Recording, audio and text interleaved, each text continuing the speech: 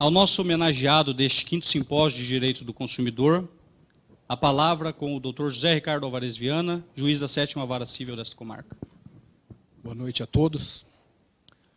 Cumprimento primeiramente o Dr. Arthur Piancastelli, como presidente da mesa, presidente da OAB Londrina. Agradeço as gentis palavras que foram dirigidas à minha pessoa e, em nome do Dr. Arthur, eu cumprimento todos os demais membros da mesa. Cumprimento os colegas magistrados e todos os presentes neste recinto. Optei por falar daqui em consideração a todos que estão mais adiante. Caso contrário, a visão poderia ficar um tanto quanto comprometida. É uma grande honra estar aqui, um evento de grandeza singular, que já entra para o calendário jurídico de nossa cidade, Londrina, um evento de uma repercussão social extremamente relevante, porque se trata de direitos do consumidor e todos nós, em maior ou menor escala, em maior ou menor medida, somos consumidores. Na verdade, a minha fala aqui não vai ser uma palestra ou uma conferência. O combinado com o Flávio e os demais membros da comissão foi fazer alguns apontamentos a título de esclarecimento do que vem a ser o superendividamento, ou quem é o tal, o chamado, o nominado superendividado. Vou procurar ser o mais breve possível, o mais claro possível, para que essa fala realmente atinja a finalidade de transmitir esta ideia, esta noção, até para que nós possamos dar sequência ao programa que está sendo implantado aqui em Londrina. Fazendo uso de alguns recursos metafóricos, penso que nós poderíamos iniciar a fala traçando um paralelo de Nietzsche, da escola de Frankfurt, para aí sim chegarmos na ideia de linguagem ou semiótica, para compreendermos o que vem a ser superendividamento. E vai ficar muito fácil, penso. Nietzsche, Friedrich Nietzsche, é um filósofo que sofre a maldição dos grandes. Em que sentido? Muito conhecido, pouco lido, raramente compreendido. Mas o pensamento dele é extremamente válido, útil, sobretudo pelas reflexões que enseja. Nietzsche foi um grande combatente, um grande oponente do pensamento platônico, de Platão, socrático, o filósofo Sócrates, e também Aristóteles. Ele se opunha a esse nascimento da filosofia propriamente dita, focada, baseada na razão. Ele entendia que o ser humano, ele não é só razão, ele é razão e emoção. Isto tem uma certa repercussão para o direito, porque muitas vezes leis são editadas, estabelecendo condutas para serem cumpridas, como se nós tivéssemos pessoas apenas racionais. E as pessoas não são apenas racionais. As pessoas têm sentimentos, têm desejos, têm emoções, têm frustrações, têm sonhos, têm esperanças. Tem toda a gama de paixão em sentido amplo. E isso não pode ser desconsiderado. E mais, isso guarda uma relação com o tema do superendividamento, com a figura do superendividado. Nietzsche, ele escreveu várias obras, de várias formas, em formato de romance, em formato de aforismos, em formato de uma linguagem mais técnica. E uma das primeiras obras dele, na verdade a primeira, chama O Nascimento da Tragédia. E ele sustentava justamente esse posicionamento de se opor a esse pensamento filosófico focado exclusivamente na razão, na objetividade, na ciência, que ainda hoje influencia a nossa sociedade mundo afora. Ele dizia, e para explicar a sua posição, ele trouxe dois deuses da mitologia, Apolo e Dionísio. O Apolo seria a figura da razão, da ordem, da medida, da harmonia, da coerência, da congruência. Mas o Apolo não vive sem o Dionísio. O Dionísio é o deus do vinho, do impulso, dos instintos, das emoções, dos sentimentos. E isso não pode ser esquecido, porque senão nós teremos uma visão apenas em parte e não no todo. E isso não pode ser esquecido, inclusive, para os profissionais do direito, porque senão nós estaremos vendo o ser humano apenas em parte. Escola de Frankfurt. Então, só repisando. Nietzsche trabalha com a ideia de razão e emoção. E muitas vezes o direito trabalha só com a hipótese da razão. Escola de Frankfurt. Avançamos então para o século XX. O que foi, em que consiste a Escola de Frankfurt? A Escola de Frankfurt é um nome que é dado a um grupo de pensadores existentes na Alemanha em meados de 1920, dentre eles professores, universitários, filósofos, matemáticos, cientistas, inclusive cientistas do direito, que detectaram um determinado fenômeno existente em sociedade. Eles perceberam, isso antevendo ao próprio nazismo, que certos meios de comunicação eles poderiam influenciar o comportamento humano em sociedade. Mais do que isso, poderiam moldar o comportamento humano em sociedade, inclusive estabelecendo necessidades. As pessoas submetidas a determinadas falas reiteradamente, elas acabavam aceitando aquilo como se fosse uma verdade. Aliás, na obra Admirável Mundo Novo, de Aldous Huxley, onde ele traça uma sociedade moldada psicológica e biologicamente, numa determinada passagem, ele diz que uma fala repetida 133 mil vezes se torna uma verdade absoluta. E os meios de comunicação tinham, ou têm, dentre outros efeitos, essa possibilidade. E muitas vezes isso é veiculado não em jornais onde se passam notícias, mas em filmes, na indústria chamada do entretenimento, na indústria da diversão. Um exemplo pode ficar mais claro do que eu estou pretendendo dizer aqui. Pensem, por exemplo, nos filmes do James Bond, do 007, existente na época da Guerra Fria. O James Bond é um espião da ala dos aliados, vamos dizer assim, Estados Unidos, Inglaterra, contra os russos. E já começa aí um detalhe muito sutil.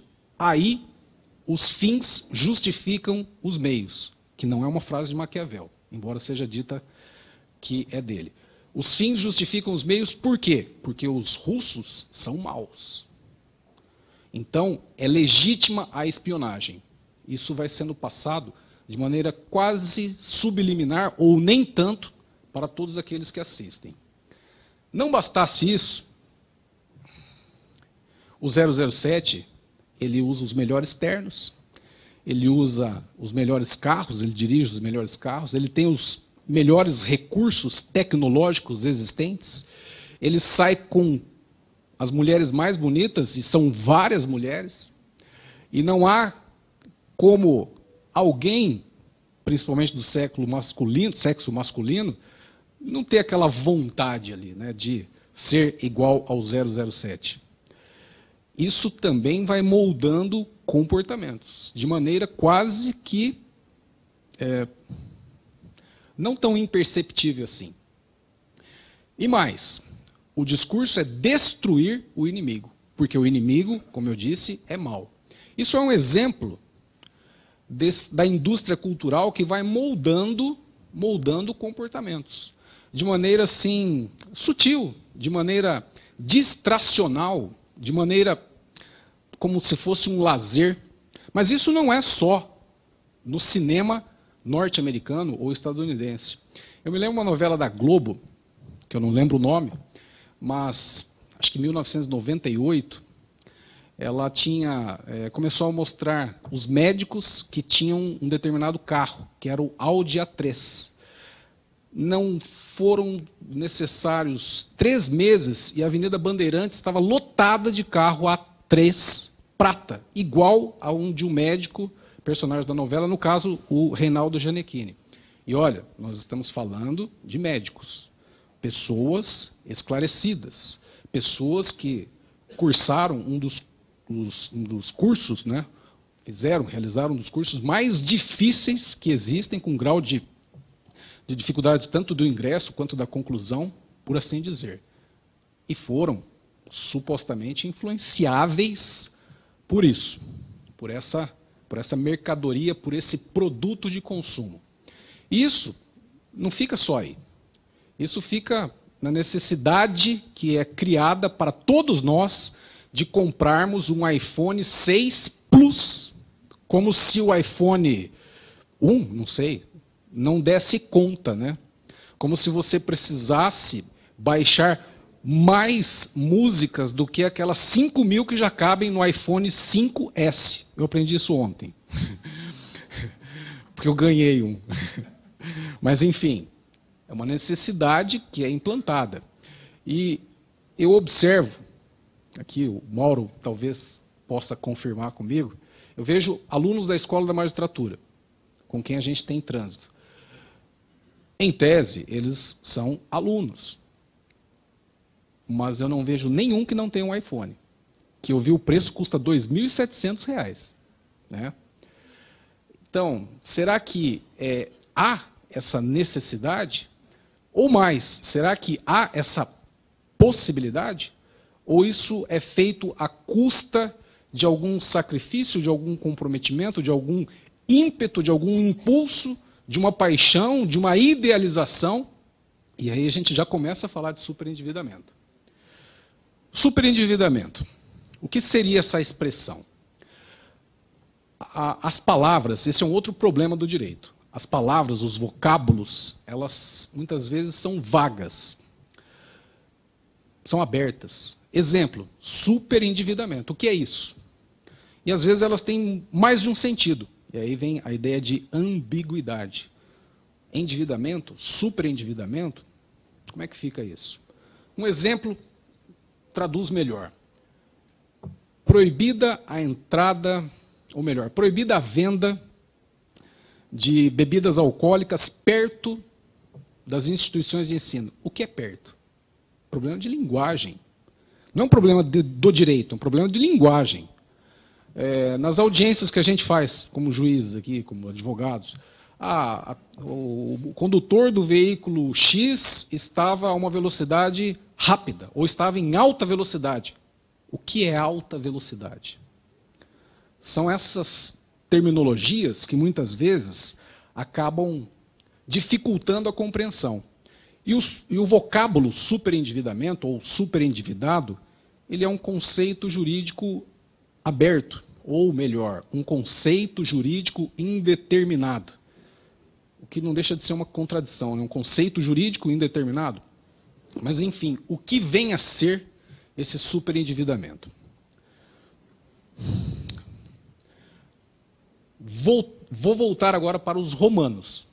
Os romanos diziam o seguinte: ex factum oriuntur jus. O direito nasce dos fatos. Os operadores, os profissionais do direito, os pesquisadores, os cientistas sociais também, começaram a detectar uma situação, um fato, um fenômeno na sociedade que não estava previsto em leis.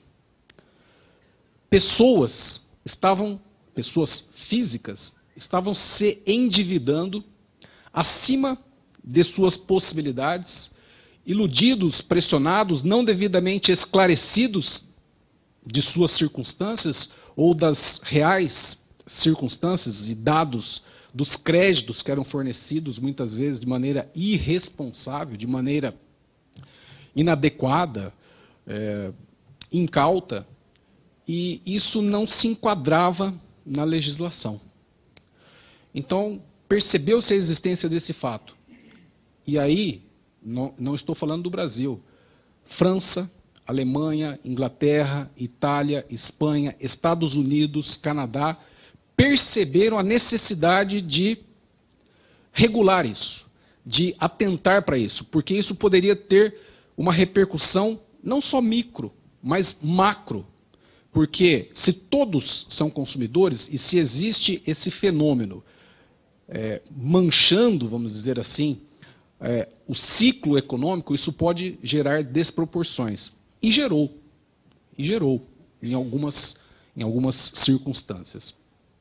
Mas com base nessa detecção dos fatos, e dos fatos origina-se o direito, os franceses foram os primeiros a dar uma definição de quem seria o superendividado. E tem o Código do Consumidor da França, que vai dizer o seguinte: superendividado ou superendividamento é aquela situação onde há a impossibilidade do devedor de boa-fé de honrar suas obrigações não profissionais. Por que não profissionais? Não adquiridas ou contraídas em suas atividades corriqueiras da vida profissional. Seriam aqueles débitos contraídos do ponto de vista privado, do ponto de vista particular. Mas essa definição ela não foi ainda exaustiva. Não bastava só o consumidor de boa-fé. Era necessário que se tratasse de uma pessoa física, mas que esse débito contraído ele superasse a situação familiar do indivíduo. O orçamento doméstico comprometesse, afetasse a dignidade familiar. E aí nós temos uma figura que não estava devidamente tutelada pelo direito. A pessoa física de boa-fé. E o que é boa-fé? Outro conceito jurídico. É aquela pessoa que circunstancialmente se viu envolvida com o débito. Que não é um devedor contumaz, um devedor profissional, um devedor acostumado a rolar suas dívidas, um estelionatário, entre aspas, na praça. É aquela pessoa que involuntariamente, entre aspas, acabou se vendo por uma má gestão, por uma ausência de esclarecimento, por impulsos, e aí nós voltamos a Nietzsche, por influências da mídia, e aí nós falamos da Escola de Frankfurt, a contrair obrigações sem a devida previsão do que aquilo poderia gerar. Do que aquilo poderia gerar uma espécie de falência dessa pessoa física. Falência agora da figura do consumidor, da ruína do consumidor. Seria então uma espécie de um acidente da vida. Não uma circunstância premeditada, direcionada, voluntariamente, mas uma circunstância que refugiu ao controle. Por conta de quê? Por conta de um conjunto de fatores que não materializaram o quê? A dignidade humana. E aí nós falamos de um outro conceito jurídico. Aliás, um conceito quase banalizado de tanto que é falado. Dignidade humana. Superendividamento e dignidade humana tem a ver? Tem tudo a ver. Na verdade, a ideia de superendividamento ou da tutela do superendividado visa concretizar o princípio da dignidade humana, ou dignidade da pessoa humana. E aí o pleonasmo é no sentido de reforçar mesmo. Mas o que seria essa tal dignidade humana? Eu estava há um tempo num almoço de pessoas não versadas na área jurídica. E vieram várias críticas ao sistema jurídico, como a gente que é da área do direito está acostumado a ouvir e tem que defender muitas vezes o indefensável. Tem que explicar o inexplicável. E começaram as críticas, primeiro ao sistema penal, depois à política, e veio essa ideia de dignidade. E aí eu perguntei para alguma pessoa ali, mas o que é dignidade humana? Aí uma das pessoas falou assim, dignidade é você honrar seus compromissos. É? Será que é? Então, quem não paga uma dívida não tem dignidade? Mas a dignidade não é do ser humano?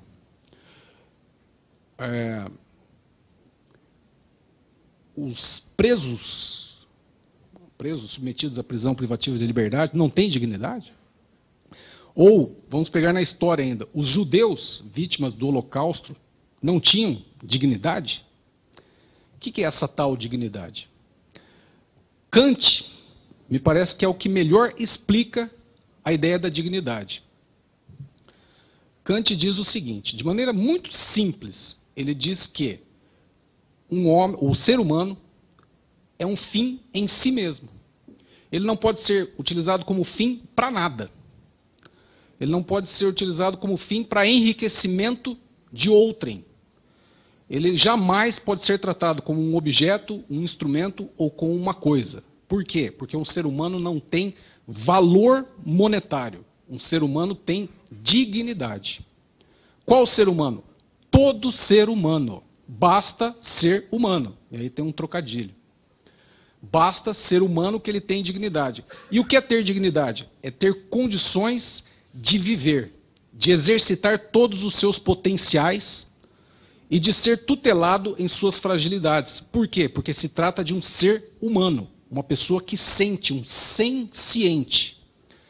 Por exemplo, eu tenho uma cachorra e às vezes eu vou andar no condomínio, o Marcelo Lima Castro, meu amigo de infância, a gente às vezes anda no condomínio e ela pede para eu levar ela para passear. E às vezes eu não quero levar ela para passear, porque ela puxa. Né? E eu deixo ela e ela fica olhando pela fresta da porta, às vezes que eu passo ali em volta, e ela fica latindo na primeira volta, na segunda volta, na terceira volta ela sai. Aí eu volto. E ela me recebe como se nada tivesse acontecido. Porque essa capacidade de sentir dela é um pouco diferente do ser humano. Se eu brigar com a minha esposa, e eu sair para andar e voltar, não vai ser a mesma coisa. Por quê? Porque é um ser humano. Um ser que sente, que tem emoções, que tem paixões, que tem, enfim, todos esses instintos, impulsos inerentes ao ser humano. E aí também voltamos a Nietzsche. E aí a ideia da dignidade. Dignidade é você ser tratado com o mínimo existencial para você conseguir viver. O devedor, ele tem dignidade? Tem, claro.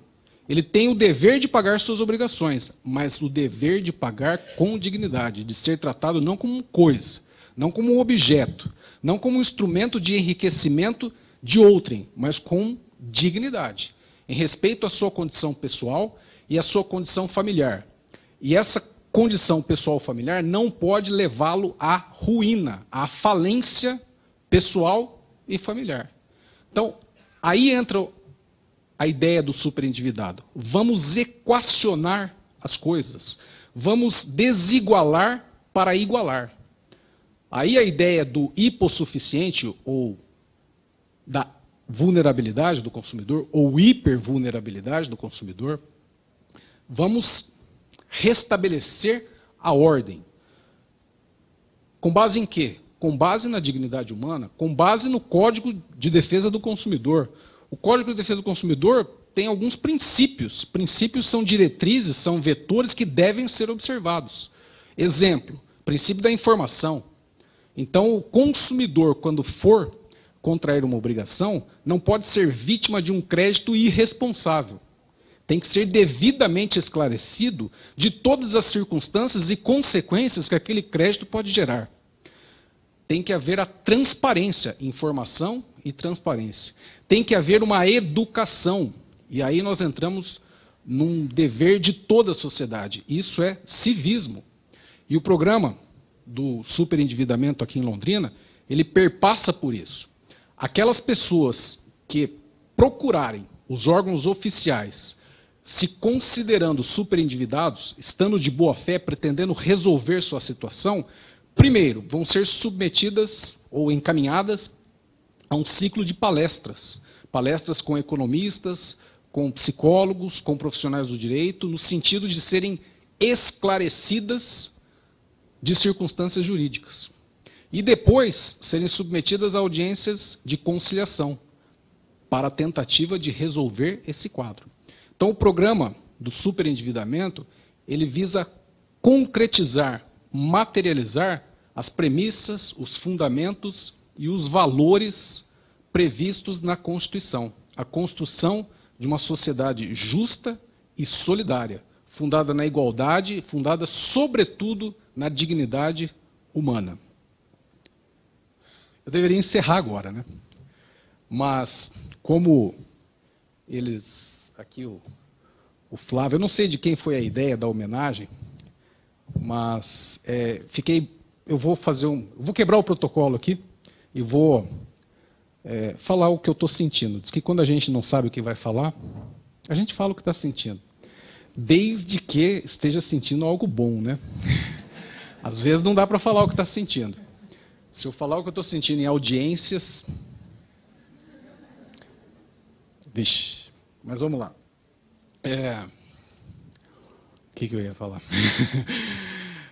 Bom, eu queria dizer que, primeiro, foi com grande surpresa que eu recebi a notícia da homenagem pelo Pedroca, que eu conheço desde quando jogava como fraldinha no country. Ele tinha 4 anos. Isso em 1922, né, Pedroca? Eu era mais velho. Mas, enfim, ele me trouxe a notícia. No começo eu não entendi muito bem o que era, mas, enfim, aí acabei achando que era brincadeira dele, mas acreditei. E o que eu poderia dizer disso? Que eu estou muito satisfeito, muito feliz, mas eu queria compartilhar aqui um pensamento muito íntimo que eu trago comigo. Que eu trago, né? Eu me lembro quando eu ingressei na carreira do Ministério Público, antes de ser juiz eu fui promotor, e eu conversei com um procurador de justiça, que é pai de um colega nosso aqui, juiz, o Matheus, o nome desse procurador, na época procurador de justiça, Antônio Carlos Coelho Mendes, estava no escritório dele, e a gente estava conversando, ele tomando um café e tal, e eu estava com os meus 25 anos, e perguntei para ele assim, uma coisa que eu trazia, né, de dúvida. Eu perguntei, é muito difícil ser pai? Hoje eu tenho 2 filhos. E ele parou assim, deu uma respirada, falou, é uma boa pergunta, né? Interessante. Ele falou, não é difícil ser pai. Você tem que se fazer respeitado pelos seus atos, e não pelo rótulo apenas de pai. E depois disso, fui ser promotor, comarcas, juiz, e eu comecei a observar que várias autoridades, delegados, presidentes da OAB, juízes, promotores, eles eram respeitados na frente deles. Pelas costas ou ao lado, eles não eram tão respeitados assim. Por quê?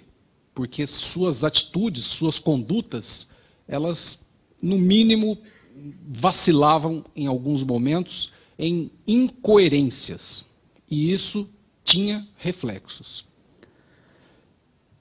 Como ser respeitado? Eu, certa ocasião, li uma frase assim, de um filósofo estadunidense, chamado Herbert Hubert. Ele sustenta a teoria dos 3 Hs, aí do inglês. Head, Heart and Hand. Para você levar uma vida reta, correta, coerente, congruente, você deve ter head, agir com a cabeça, ou com a razão, ter o heart, agir com o coração, gostar do que faz, ser sincero, ser espontâneo naquilo que você está fazendo, e aí conciliando razão e emoção, e ter a hand, ou as mãos, a ação, não ficar só no passivo, na inércia. O mundo é movimento. Você deve agir, e agir de acordo com suas crenças. Crenças no sentido daquilo que você acredita. Se você acredita numa sociedade melhor, mãos à obra. Se você acredita na dignidade humana, nos direitos do consumidor, isso é utopia. É utopia. Se você ficar de braços cruzados, é. Agora, se você achar que pode, acreditar que pode fazer a diferença, por menor que ela seja, não será mais utopia. Tem uma frase de Confúcio que ele diz assim, como é que eu faço um mundo melhor? Começando por mim. Então, se eu for melhor, se eu for um ser humano melhor, o mundo já será melhor. E assim sucessivamente. Então, queria encerrar essa minha participação aqui e deixar o meu agradecimento de coração aqui para todos. Muito obrigado.